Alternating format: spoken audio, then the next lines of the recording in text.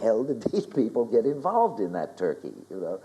Well, it's simple. You don't know. You cannot tell. We were talking earlier, when I was a kid, fantastic experience.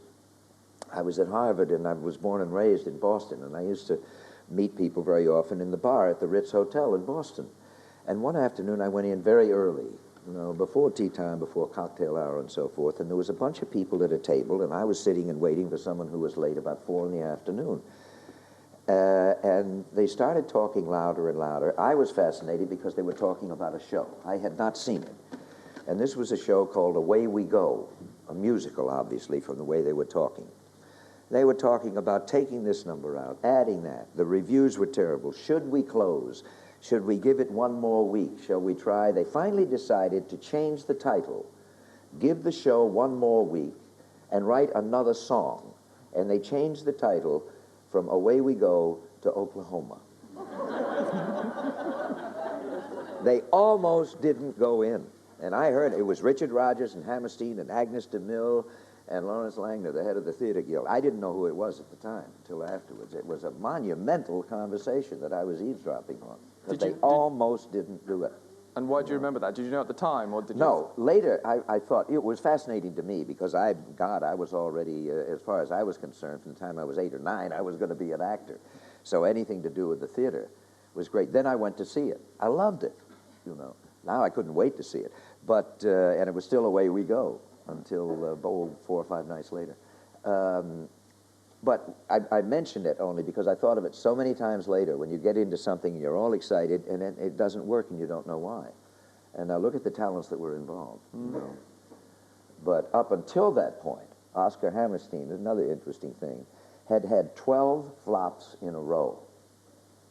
And after the success of Oklahoma, and then followed by, oh my God, it went on and on with nothing but hits.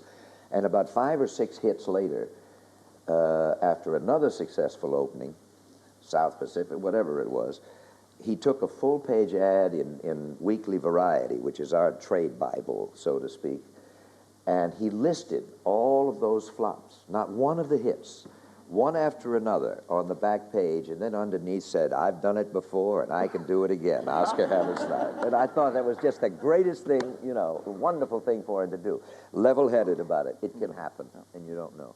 Let me take you back to further back, and this is a difficult question. I'll see how you want to tackle this one. John Cleese, the actor, has a theory that from whatever it is, I love it because I love him. He is terrific.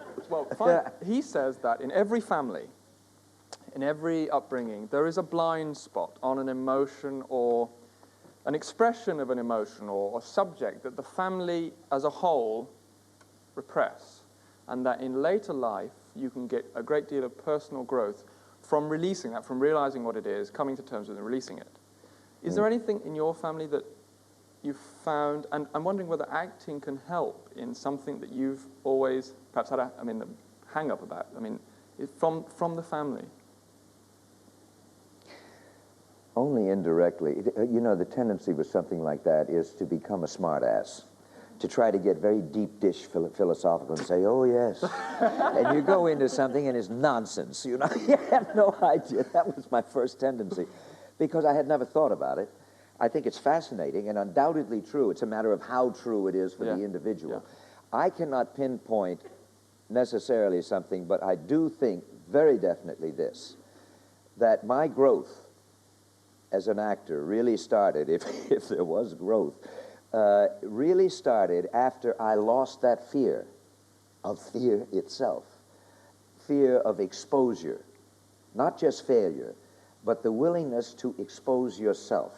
Now, whether that was rooted necessarily in my family more than in any other family, I don't know, but certainly in my generation, when I was very young, one would never really assert the individual the way kids do today, and I am all for what they do today. It was all repressed into a so-called, this is the way one behaves if one is a good boy, if one is a nice child, what decade if are we one talking respects about? Their parents, etc. There's a certain decorum in a way, you know, as Camus said, we present le face, the face, but it's the face that we present. It's not really us.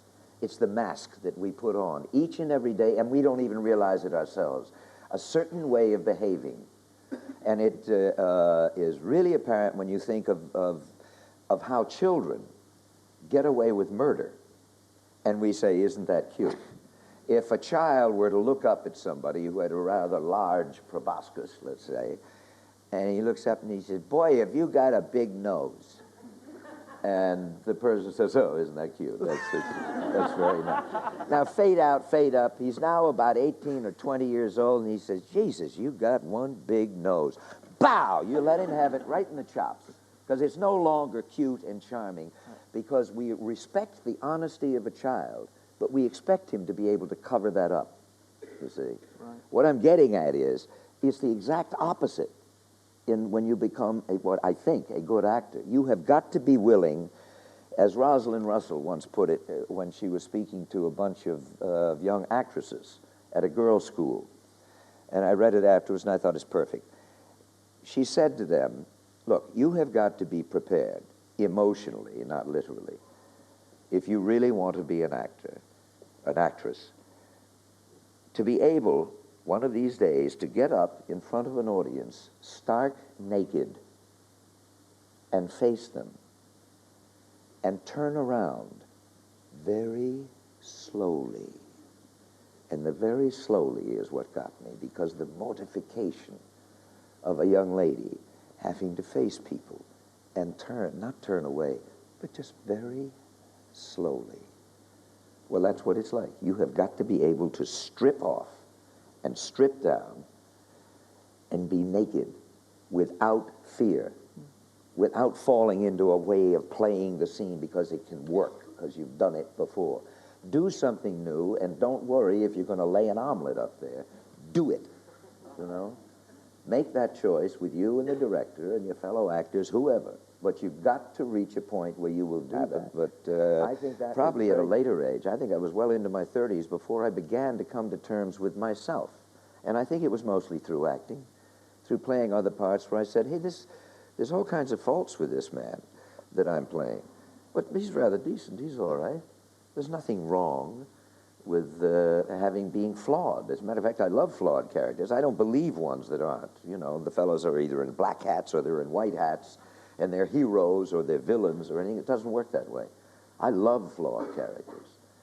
But you learn to live with your own faults, whatever they may be. And as long as, it really sounds like oversimplification, but I think as long as you're not hurting somebody else consciously, there's nothing wrong with living with your own faults. I know that I've got probably some maddening traits that people close to me or my family or whatever come to terms with and say, oh, well, that's just him. I do with others. And you're fine, you know. What sort of pressures are you under as you know, an actor now in your position? The pressures of an actor are